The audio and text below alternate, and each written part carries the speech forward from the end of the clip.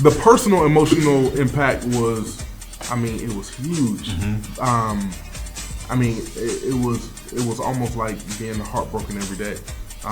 Going through the divorce and going through looking at the kids every day, knowing that, hey, one day we're not gonna all be in the same house. Yeah. And it was tough, man. It broke me down a few times.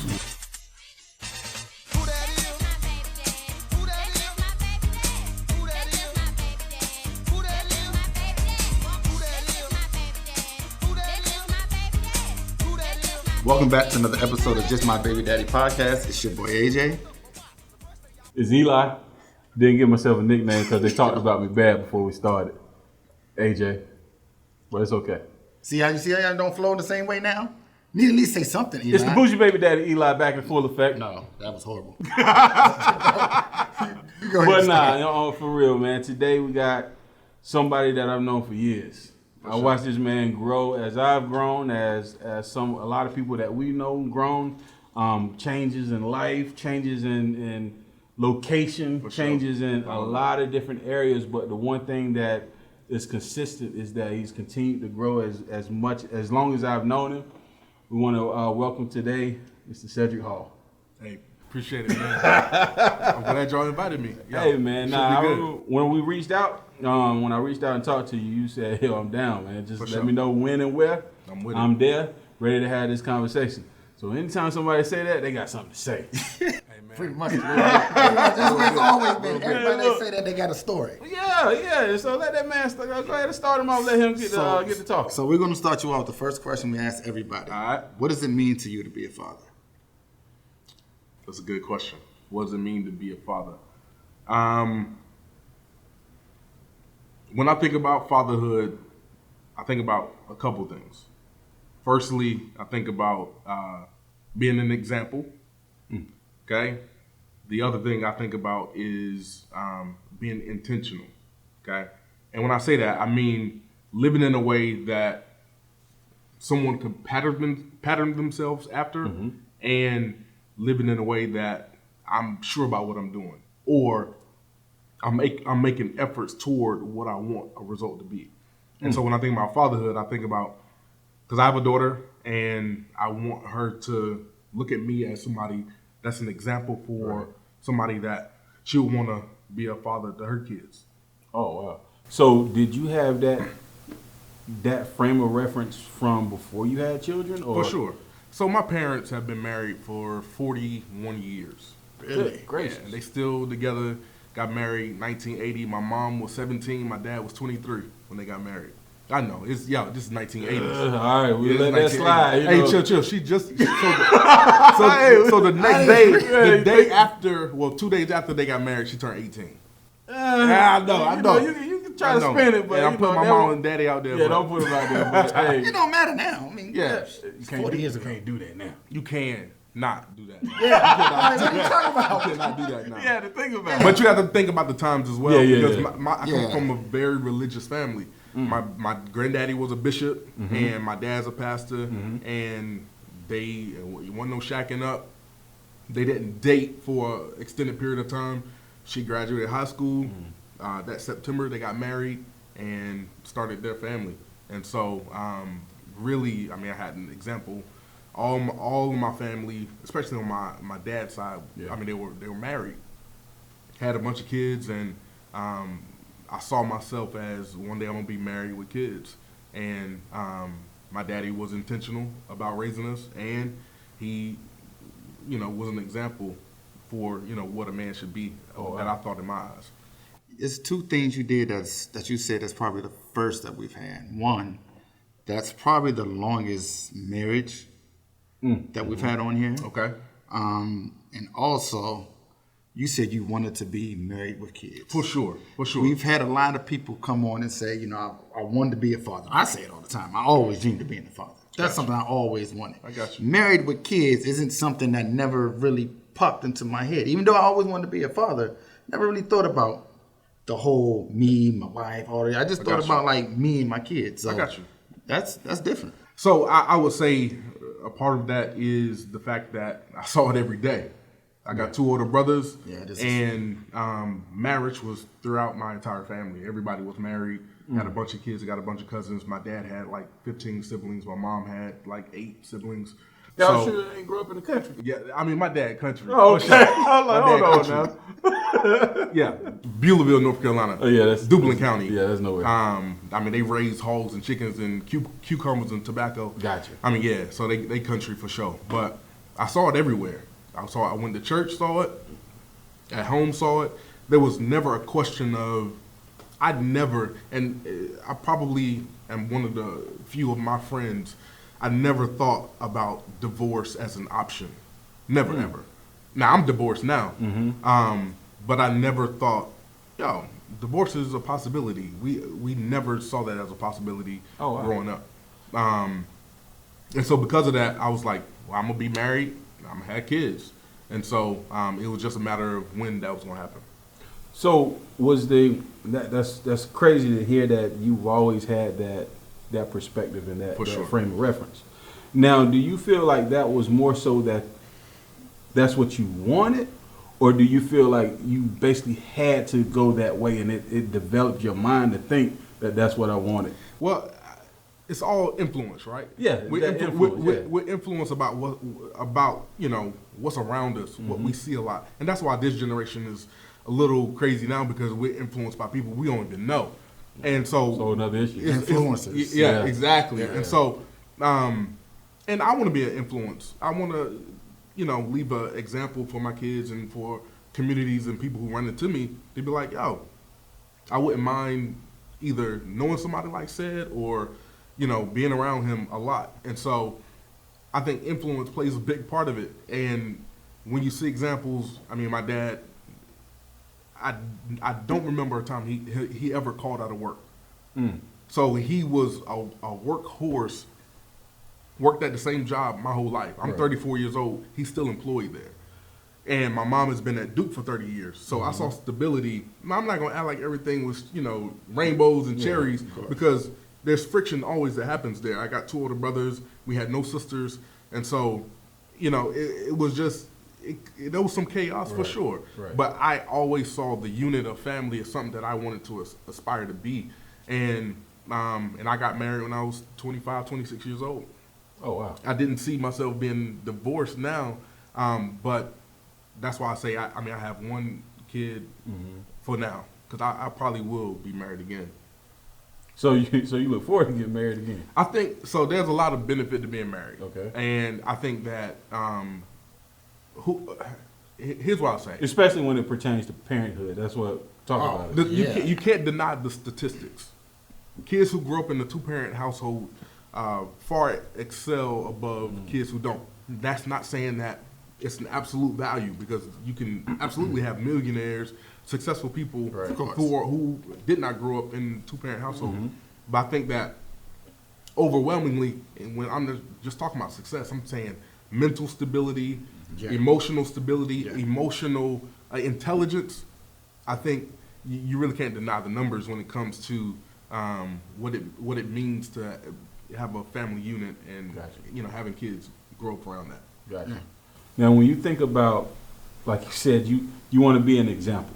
For sure. Right? For sure. What is it about you that when you're thinking about others, you're thinking about your daughter and trying to figure out, okay, well, what type of example am I setting? What goes through your mind when you're trying to figure out what aspects to kind of focus on and try to make that impact? So there's a couple trains of thought that I had. Firstly, I think about emotional intelligence, like I mentioned earlier, being able to control your emotions.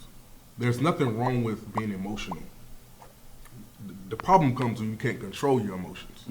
And so with raising my daughter, and I had a son for 6 years. I was a guardian over him, and one of the main things I taught him was control your emotions. I never said you shouldn't cry. Okay. Right. I always said, I asked him, is this worth crying for?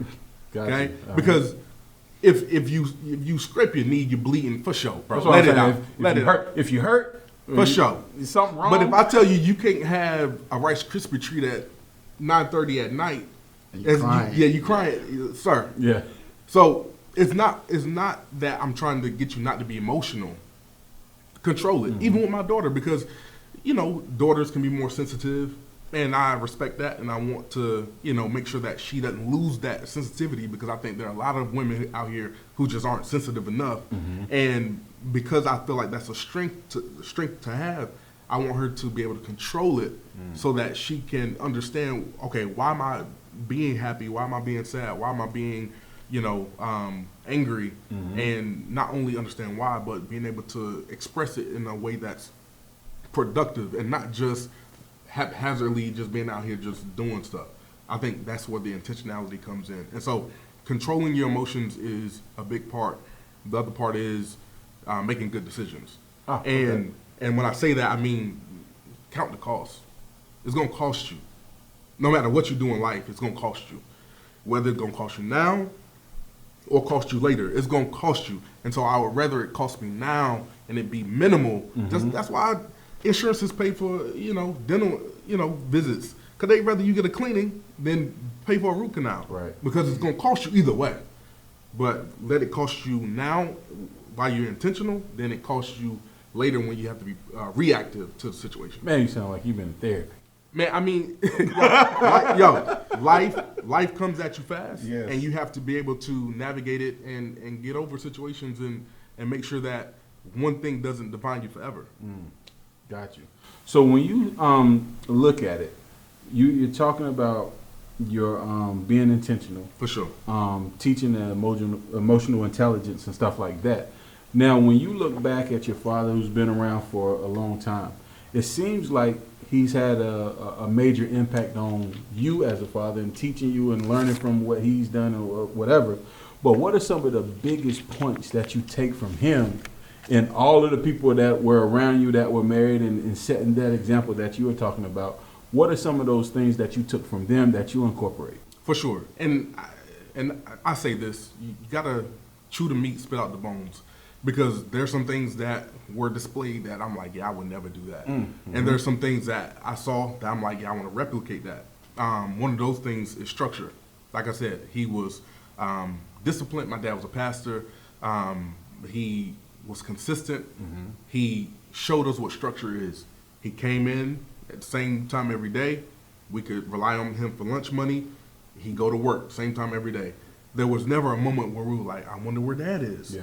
There was never a moment where we were like, I wonder what's going to happen next. We pretty much knew what was going on. And it can be boring.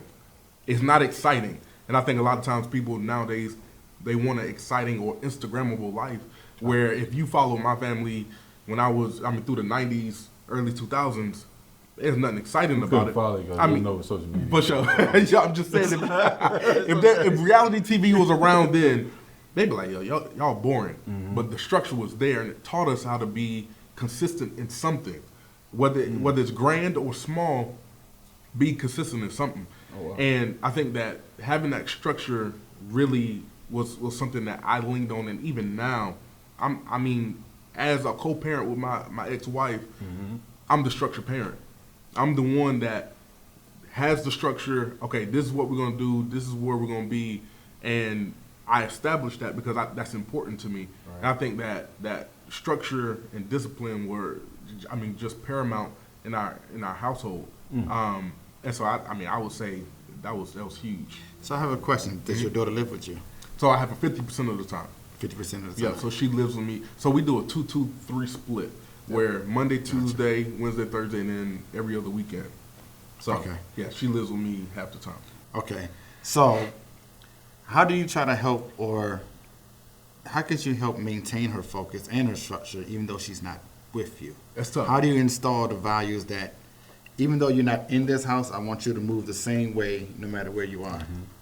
I'm not going to act like it's easy because it's tough. Yeah, it's difficult. It's a bit different. They always call it daddy's house for a reason. Like it's mommy's house, it's daddy's house. Yeah. It's never house. Yep. It's always a difference. So what I will say is it's not easy, absolutely difficult, but I control what I can control.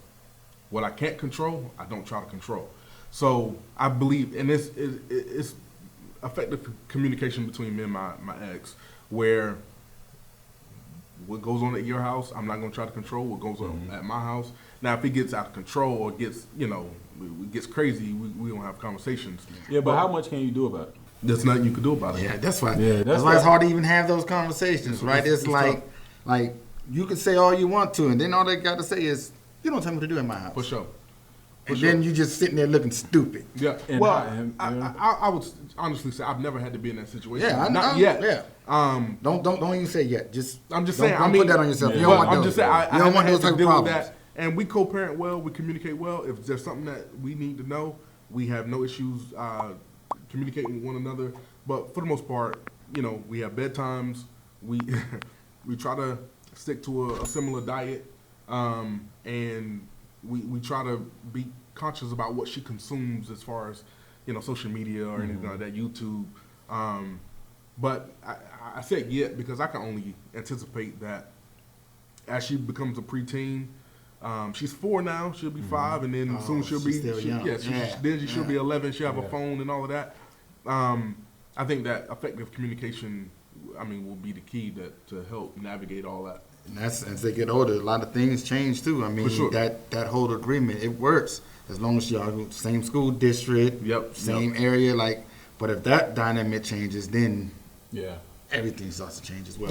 And like I said, I do my best to control what I can control. What I can't spend a bunch of energy trying to worry about it. Because I have a 50% of the time that was important for me. I fought for that. I'm going to be a good dad. It's paramount in my life right now. And even thinking about dating again, it's like, well, you have to understand. I'm a single dad. I gotta take care of this girl. I work hard, and I'm gonna be a good dad. And so I control what I can. So you hit on a whole bunch of different things, different ideas. All right. So let's take it in this direction for a second. When you talk about effective co-parenting, sure. How do you define effective co-parenting from your standpoint right now? I think that effective co-parenting looks like effective communication, setting expectations and boundaries, understanding that we have a goal. See, we both have a common goal to raise a active, productive citizen in this world. And even when I think about fatherhood, I don't think about it as ownership. I don't own this girl. One day, she's going to be a citizen. She's going to have her own credit score. She's going to have her own job. She's going to have her own stuff. And I can't always envision her as my daughter. She's going to be a co-citizen in this world. And so we have the same goal, raise up a girl to be a good citizen in society that contributes and hopefully views men in a positive way. Well, it's going to start with you. For sure. But everything that you're saying makes perfect sense. Okay. Now, was that something, would you feel like you have effective communication and effective co-parenting right now? For sure. Okay. Yes. Has it always been there, or did it have to grow that way? I would say it's, for the most part, it's been there. Okay. And I say that because of the way that the marriage dissolved. It was not nasty. In fact, after she filed for divorce, we lived together for 6 months, co-parenting in the same house. We weren't together, but we resided together. Right. And so that kind of helped establish, okay, this is how we're gonna be parents together without being together. Right. And so, and Chloe says she'll mention here and there, like, oh, I wish you guys were married and living together, and I'm, oh wow, really? Yeah, she'll say that, and it's nothing that we entertain or be like, oh, what girl? No, we just be like, it's time to go to bed. Like, let's not even. But she understands that we aren't married anymore. Is that a mistake though? What is for not actually, even though I know she's young, sure, but actually addressing it in a way where she kind of learns that, okay, well, yeah, you may want it, but kind of letting you know. Oh, I'm not saying every time she brings it up. Yeah. We go into depth. Now, we've had conversations. Okay. But if she says it, let's say, 2 times a month, every time we not not going to have a deep conversation with it, but okay. For sure. Okay. How did it feel the first time you heard that? Because my kids, they don't even remember me ever living in the house. So there's no dad was here and then dad was gone. I got you. It was always, damn, it sounds fucked up to say it like that, but dad been gone. You know what I mean? Five boys rolling stone. You get what I mean? Like, but I'm always there, but I'm not physically in the same house as them. So the first time that she said that to you. Oh, it broke my heart. It breaks your heart because at the end of the day, you want your kids to look at you as an example. Mm-hmm. You want them to look up to you and not see any flaws. And I know that's not realistic. Mm-hmm. I know that we all want to be superheroes to our kids, but it breaks your heart because it's not that I'm not just with her mom. She doesn't see me as I want her to see me, as somebody who can love a woman in front of her. And I mean, I want to fix that, of course. I don't want her to think of me as somebody who can't love her mom, because I don't think that she thinks that, oh, dad don't love mom, but y'all not together, so something's broken. Yeah. And for her to readily identify that, it breaks your heart. And and obviously, I mean, there's nothing I can do about it, but I not in that circumstance, but moving forward, I'm intentional about, okay, she's going to need to see this from me, and I always treat her mom nice. We can always be around each other and not have beef. There's no issues there. I just, it breaks your heart that you know that, okay, she has identified that, okay, y'all aren't together, but it would be a good idea for you to be together. Yeah. And it's like, man, how do you explain to her that without really getting to something she may not understand? Yeah, like grown folk conversations. Right. Right. Got you. So when you look at it and think about, okay, well, I've been divorced. You even said, you were a guardian over a little boy too. Now, being a guardian, having your daughter, what's the differences between the boys and the girls in your estimation? So the way it happened, and I know we had a conversation earlier about being ready. Mm-hmm. You never know when you're ready. We knew 3 days before we got CJ that we would have him. And I wasn't ready. We was living in a 1-bedroom apartment, didn't have any baby clothes, whatever. But that taught me how to grow and develop in a fast pace, because you aren't ready. You don't have 9 months of pregnancy to get ready for a baby. You just get a baby. He was 10 months, 11 months old when we got him. Oh, wow. And so that was good, though, because it allowed me to groom him and develop him into what I thought a young boy should be. And really there was the only difference was, Chloe was a newborn baby. She was right out of her mama when we got her, and CJ was, he wasn't talking anything yet, but he was walking, and he could feed himself and stuff like that. Right. And so it was different just raising them as babies, but once they got into those developmental years, like I said earlier, emotional intelligence, understanding how to control your emotion, because he saw me, I was his dad, and I wanted to impart into him what it means to be a male in society, a man in society. And I think the difference is I wanted him to know how to be a man. With Chloe, I want her to know how to recognize a man. And because of those different perspectives, I tried to impart different wisdom into him, different scenarios, because certain things are age appropriate, of course, but I'm not one of those dads who's gonna be like, oh, my daughter can't date in my house. Yeah, I'm not gonna be one of those. I want her to get her heart broken around me so I can help her fix it and understand how to emotionally navigate that situation. Why? Why you laughing? How you feel? I ain't got nothing to say. My daughter don't live with me. I got you. Yeah. I got you. That's why she don't live with me, because them niggas that come to my house. So, y'all, I hear you. Okay. Let So here's my perspective, and I'll tell you my perspective, and I get that, bro. I get it. I hear it loud and clear because I kind of was like that. Yeah. But wouldn't you rather be able to help your daughter navigate how to deal with niggas than to be like, go deal with niggas over there? No, I still can teach you. She deals with a nigga every day. Me. But what are you talking about? I talk to my daughter. When I talk to my daughter, she getting a hot lesson. She gets a full-blown scene. Yeah, but you ain't breaking the heart. No, you're right. But I'm gonna be there when it gets broken. You remember? Oh, come on, Eli. That's fucked up. No. He's right though. He's right. No, he's right. I told the story on here. He's right because it was something when basically I was leaving. Yeah. I lived in North Carolina at the time, and they was there. But she was like, "You're gonna leave. You always leave." That shit. That's why I live back in Maryland. Yeah. I'm not going nowhere. See, I can just pull it out my tail. Yeah, but bro, that's tough. This is his interview. That was our first episode. It is a therapy session for everybody that sits at this table. Dude, that's tough. But it's rough. And I hear what you're saying.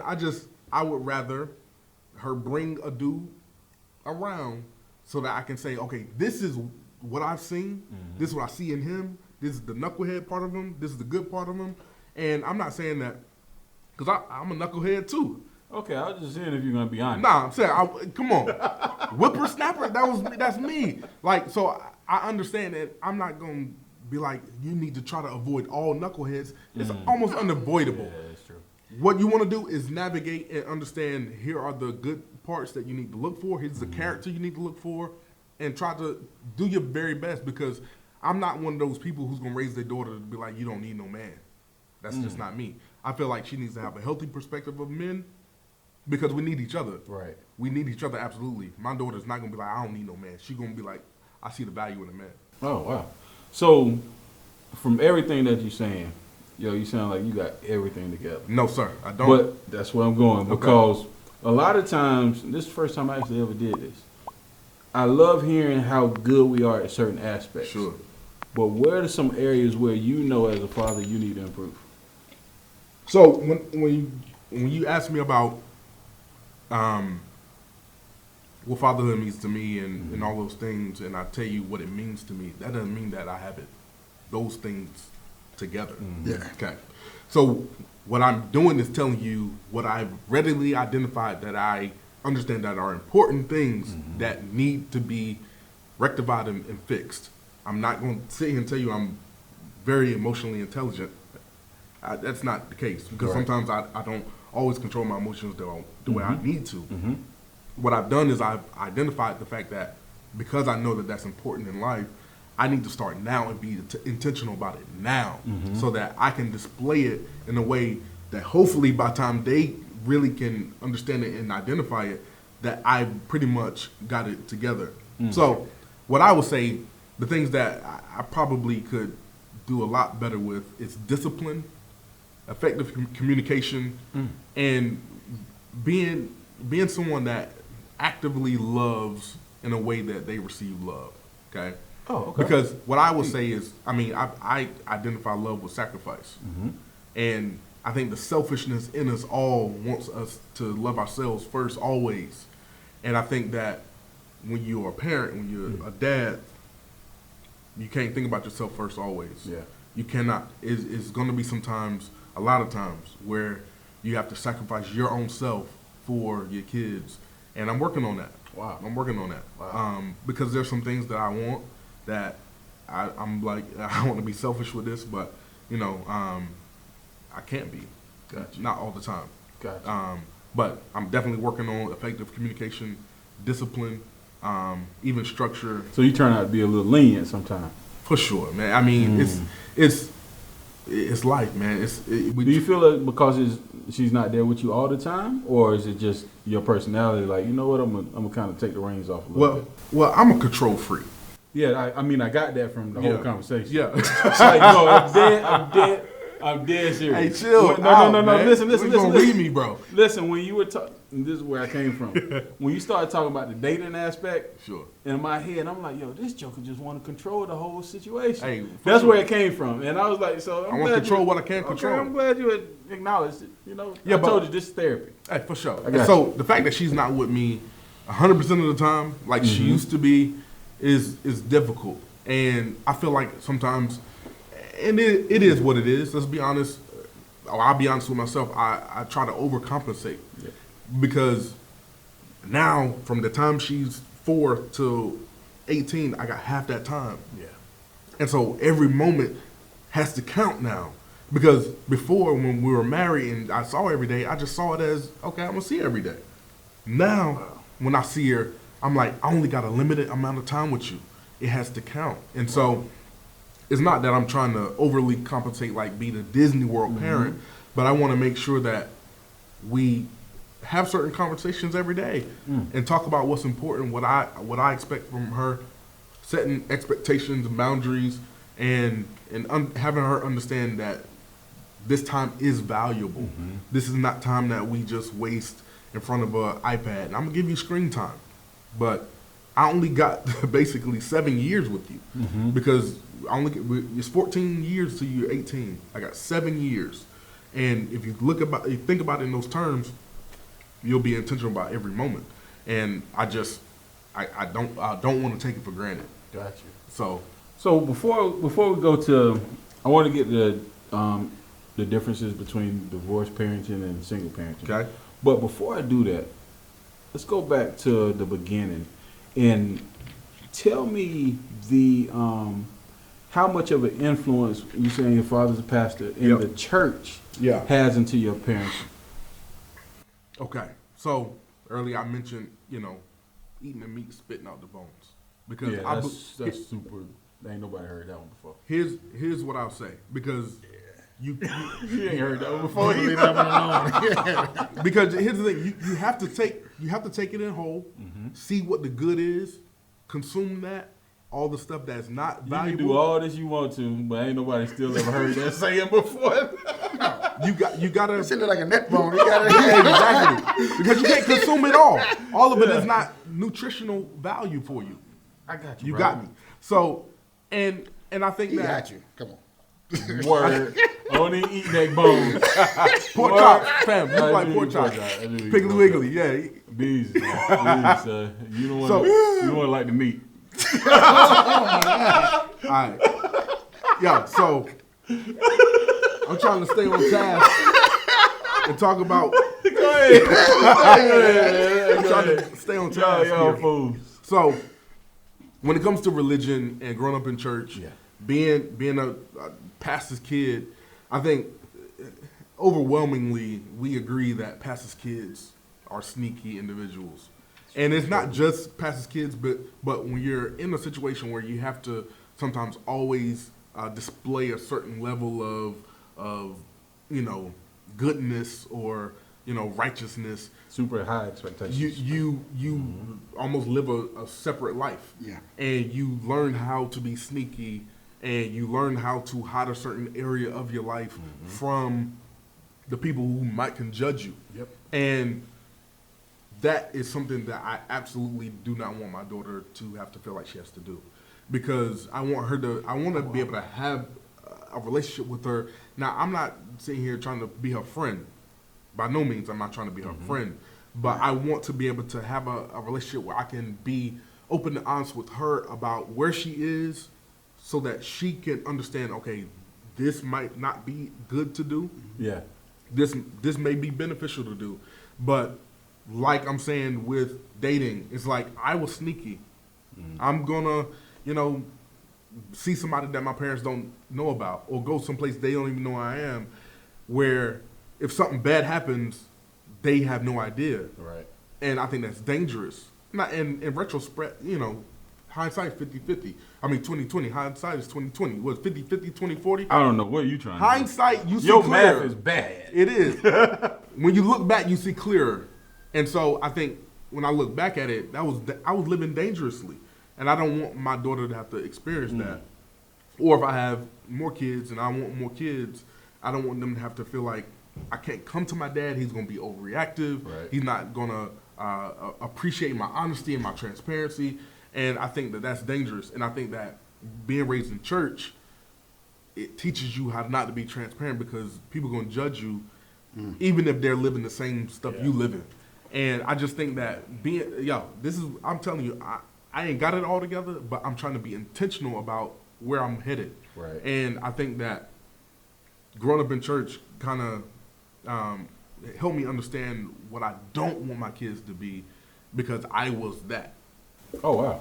So you don't want them to be what you were. For sure. That's deep. For sure. Never thought about that. And that's just me being transparent about me. Yeah. Because I understand the gaps that I had growing up, the communication gaps that I had, and I'm like, I would rather have a good, communication relationship with my daughter, my kids, rather than hope that they're doing okay because I'm not willing to talk to them about certain things. Got you. So I got a question for you. When it comes to your daughter, you already had a child before then that you took in. When was the first moment that you felt like, this is my child?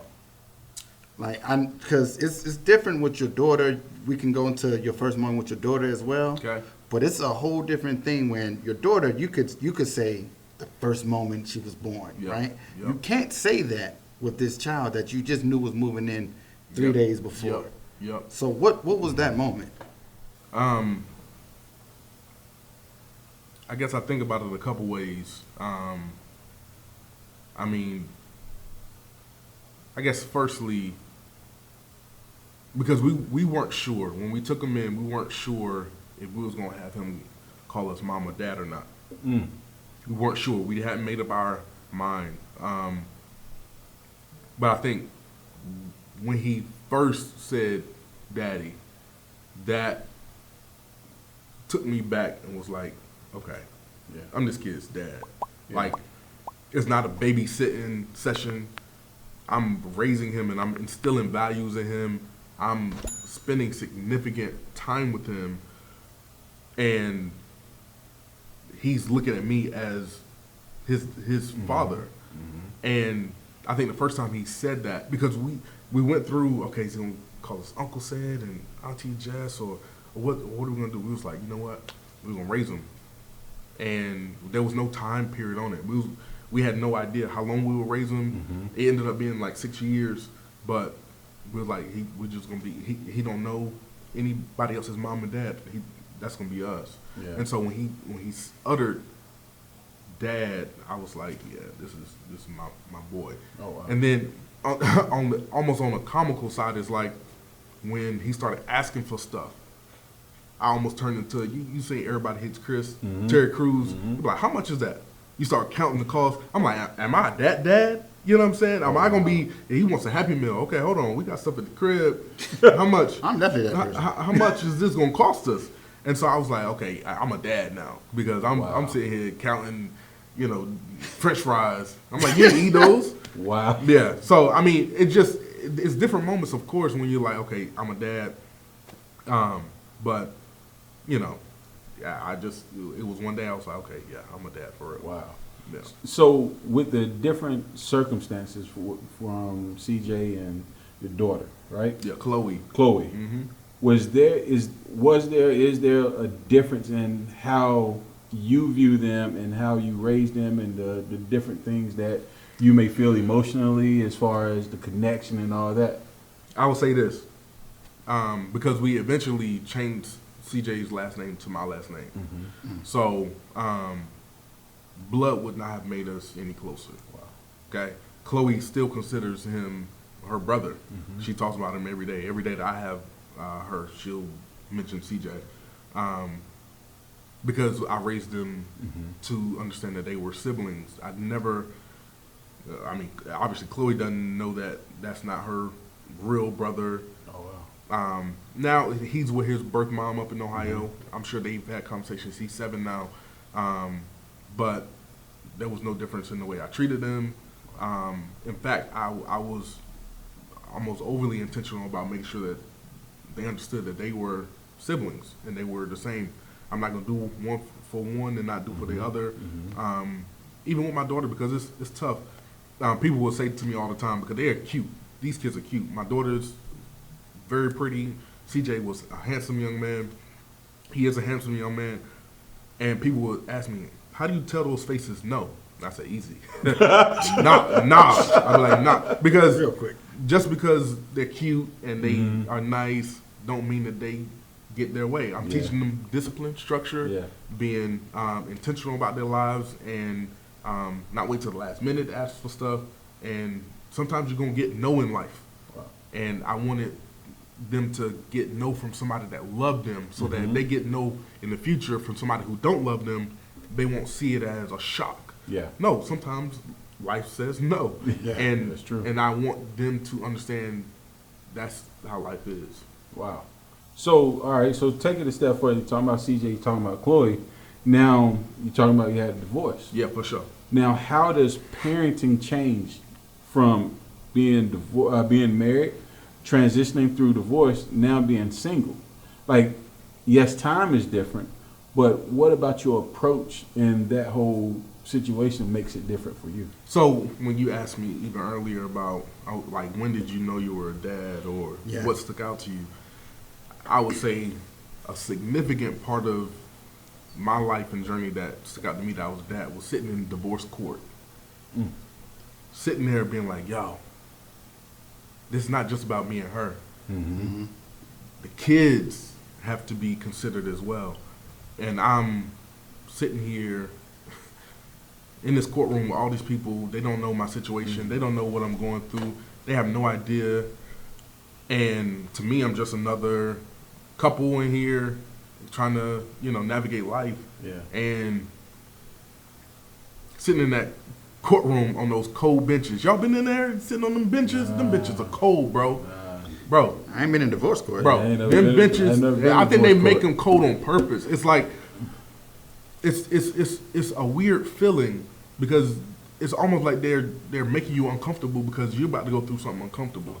And so sitting in there on these cold benches, trying to navigate it and understand that there are going to be kids who are impacted by the fact that me and my ex couldn't make it work romantically. And trying to understand and navigate the fact that moving forward, I'm going to have to raise her as a divorced dad. Yeah. And be intentional about almost everything in my life at this point. Raising her with my ex was, obviously different, because we could share duties. We could, hey, you do this, so I do that. But now, being a single dad, it's like I got to do everything by myself on my days. I got my parents to lean on, and got people to lean on, but for the most part, now you have to do it by yourself. Right. And it's tough. And it's not like I would have a desire for it to be this way, but you have to take it as it comes. But for you personally, going through divorce and trying to navigate the emotional impact on you personally, did that affect you at first when you were sitting on the cold benches, walked out that courtroom, and then starting that new chapter in your life emotionally? What was that impact? Then we'll get to trying to figure out how you navigate being single and doing all that. But right now, hey, we need to. We got that on camera. Need to screw that table. Well, I think the personal emotional impact was, it was huge. It was almost like being heartbroken every day, going through the divorce and going through looking at the kids every day, knowing that, hey, one day y'all we not gonna all be in the same house. Yeah. And it was tough, man.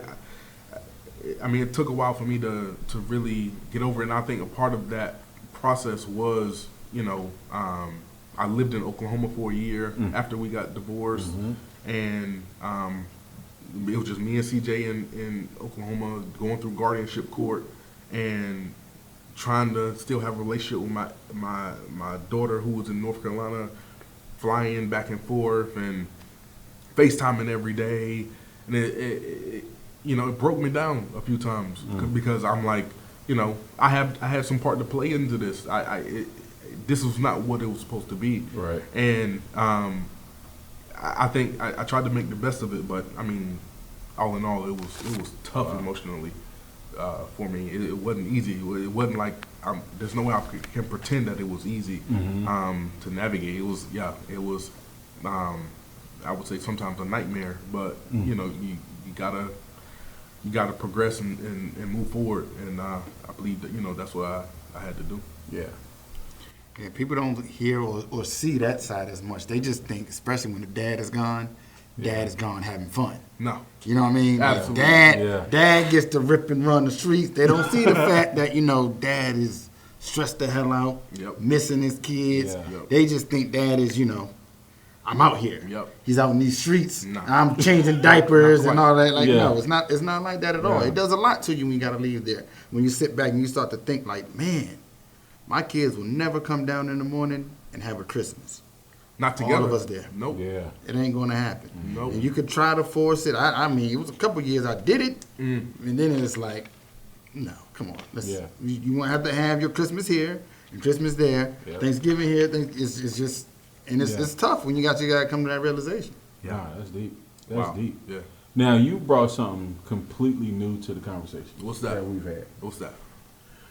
The spin of fatherhood and going through guardianship. Yeah.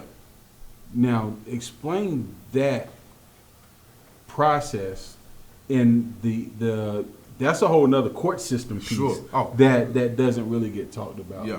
Talk to me a little bit about that process, how that went, and stuff like that. Okay, so 'cause that's totally new.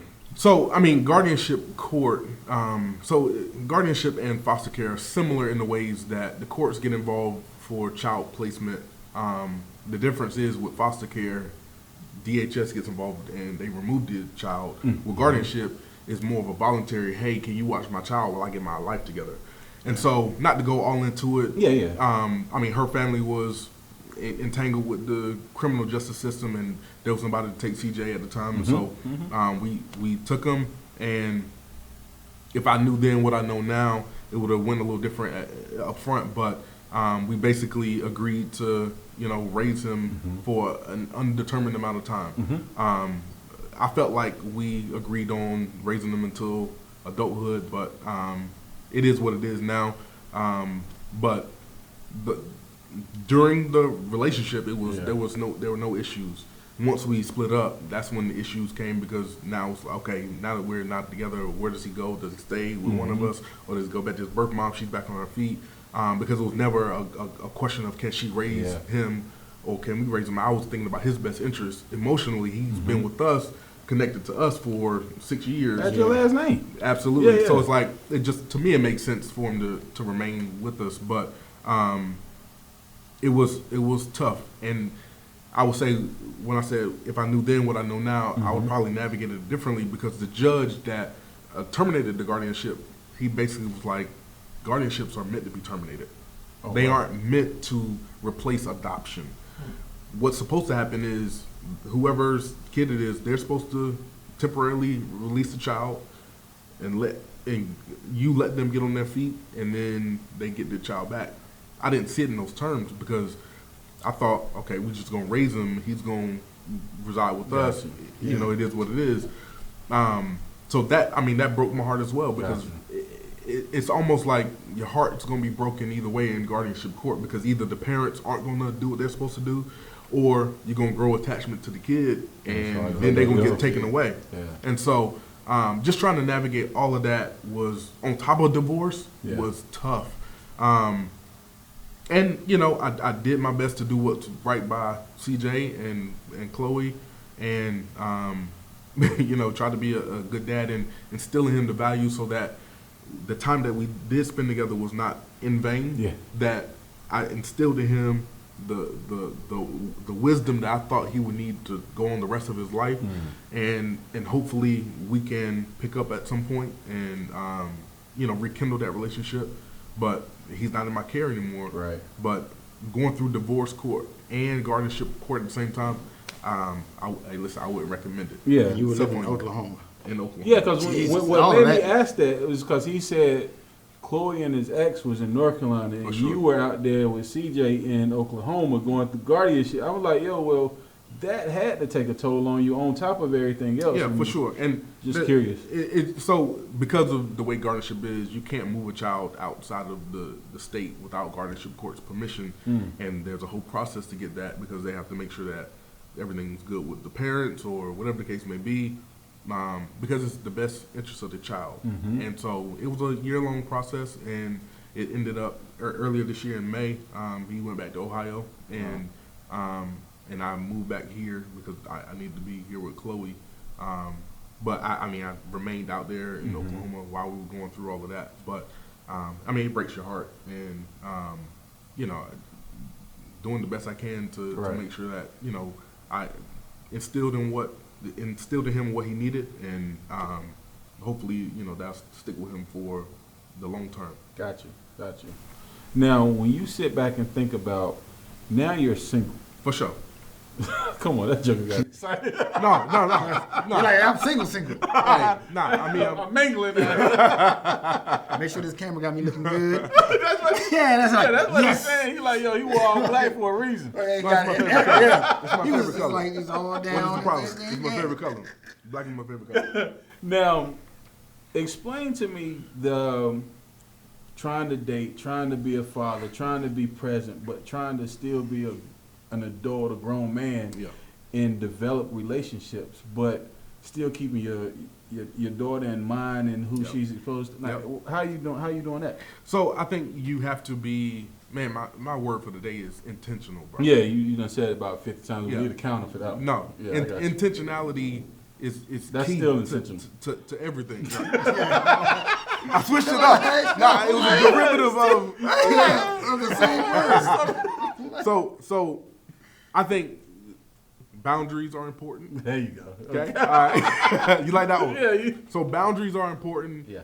Priorities are important, and you have to understand where things are on the priority list. Top of my list, 100% is my daughter. There is nothing else that will come above my relationship with her and how she navigates life with me during this time. Okay. So if there's anybody that I meet or I'm interested in, they learn pretty quickly, and they probably know pretty quickly that my daughter's the most important thing to me. Right. Okay. I work hard. Okay. So, I work 100% remote, so I have to travel a lot for work. So I know how work on remote work. Yeah. I ain't gonna say hard. Nah, bro, I got you. I be working hard, fam. But I work remotely, so I get to travel. Yeah. And so balancing being 50% here with her all the time, working, and trying to have some type of social life is difficult. But I would prioritize them in that way. Chloe, for sure, my job, my profession, making sure that I'm stable financially is important as well. And then social life gets into play. Gotcha. But I would say, I ain't gonna say rarely,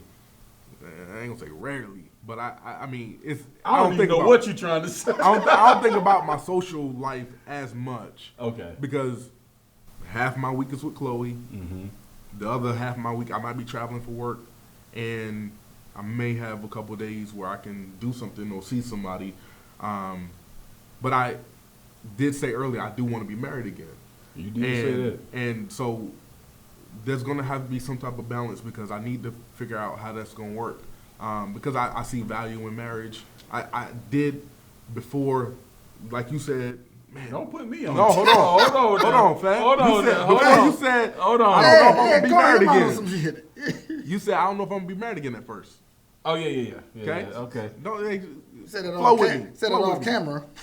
Word, he snitched, dog. He's like, yo, that joke coming here and snitch on. No, I ain't the only one going down in here today. Nah, you said to me, at first I wasn't sure if I was going to be married again. That's true. And that was me. That was me. But the more I think about everything, I think I see the strength of marriage being overwhelmingly beneficial, not just to me, but to a family unit. And I would want that because it's just... Man, we ain't out here campaigning, man. Look, that joker done start pulling up and saying, like, look, now, we ain't out here campaigning for you now. No, it's important to me, and I'm going to have to figure out how to balance all of that and make it work. And a part of the reason why I do want to be married is the stability and the structure that comes with it, and not having to worry about. Yeah, I mean, I hear. Word. Hold on. Word. I ain't got it. No shit. I mean, I understand what he's saying. Yeah, stability and structure in the household is important, and I don't want to have to worry about, okay, who am I going to talk to today? Who am I going out with this weekend? Not saying I got those type of options. No, I mean, I'm just saying, like, you have to. I would rather have somebody, and it's not just to have somebody, but to start building something so that the legacy that I leave behind is more impactful than just me being by myself. Ah, okay. Look, I thought you was running the campaign for a second. Now you got to the point. Took you a little bit long to get there. You get what I'm saying? Come on, y'all. We got exactly what you're Definitely saying. messing with you. So I got a question for you. Okay, I'm here. If there's a new father or someone that's potentially thinking about becoming a father, okay, what advice would you give them? I would say live on purpose and understand that the beginning of love is sacrifice. Because in this selfish society, we all the time think about ourselves. We don't think about not only the people that may be close to us, but the future of ourselves. And if you want to be a father, if you're going to be a father, if you got somebody pregnant or whatever, you have to understand that love and sacrifice go hand in hand. There's no way to prove love without some type of sacrifice. You can say you love somebody all day long when things are going great, but when things don't go great, when you have to change a diaper, or if you have to catch some vomit in your hand, or do something that you do not absolutely want to do, that's when you prove love. And if you want to be a good father, not just a father, but a good father, fathers sacrifice themselves for their kids and for their future. Wow, that's deep. Yeah, man. That's deep. So, what? I'm not gonna mess with you. Why you? Come on. I'm not gonna mess with you. I'm gonna let you ride on this. Okay. But on a serious note, so when your time is up and we lay you down to rest, what do you want to leave as your legacy as a father?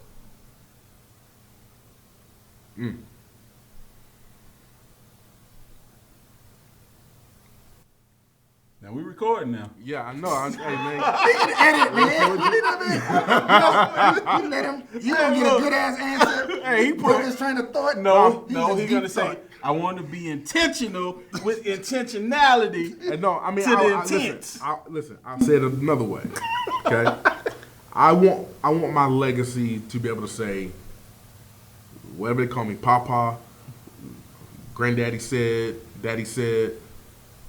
Daddy said lived on purpose. There was a purpose behind what he did and why he did it. There was something to be said about. There's something to be said about a man that lives on purpose and has a plan for his future in every area of his life. Right. Not just financially, but emotionally, mentally. And I think that leaving a legacy and leaving an inheritance is more than just money. It's understanding the values that you leave behind. Money's definitely going to be something that I think about with my future generations, but also understanding the concept that family matters. Right. Family matters. I'm a big family guy. My parents, clearly, they wanted us to understand how valuable family was, and I don't want the future generation behind me to lose that touch, lose that impact that, family helps you navigate all areas of life. Oh, wow. And so, yeah, if I was to leave, man, I want my legacy to be, I lived on purpose and I understood the value of family. You go ahead and say throw an intentional on there. Yeah, I mean, be intentional about everything that you do. That's my campaign. Hey, that's our title. I'm gonna put it on my t-shirt. Be intentional about everything you do. Yeah, just repeat intentionality, intense. I mean, you have to think about it. You don't want to just live out here accidentally. You want your. That's how a lot of kids have. A lot of kids have. Come on. So if you live on purpose, if there's a purpose behind everything that you do, not saying that there will be 100% of the time, but if you can somehow understand that living intentionally, living with something in mind, a goal, a plan in mind, is a place of strength. Because you would rather be proactive than reactive because it's going to cost you either way. Word. No bars. Hey, we can get out of here on that. That's perfect. Yeah, little bars. Look, I don't got nothing else to say, man. But again, man, thank you for coming. For sure. Because you dropped a lot of stuff, and you had a unique perspective on a lot of things that pertain to fatherhood, man. We thank you for being here. Hey, man, I appreciate y'all inviting me, man, anytime. I appreciate y'all even setting the ground for this conversation because this is needed in our community. It's not anywhere that we can readily see. And so I think this is the beginning of something great. I'm going to tell you what's funny before we get out of here. I got a call last night from Korea. Wow. Oh, dead serious. A soldier called me and asked me could he use our podcast to teach other soldiers about fatherhood using this podcast. That's dope. That meant a lot. That's incredible. That meant a lot. That's and I was impact. like, yo, thank you for doing that because that means we own to something. So, for sure.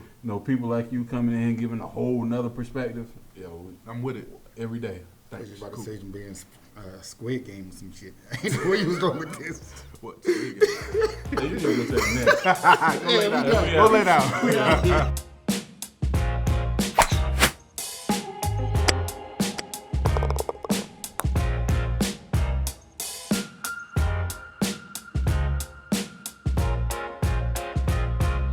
Thanks for watching another episode of the Just My Baby Daddy podcast. For past episodes, go out to our YouTube channel at Just My Baby Daddy podcast. Subscribe, like, share. Thank you.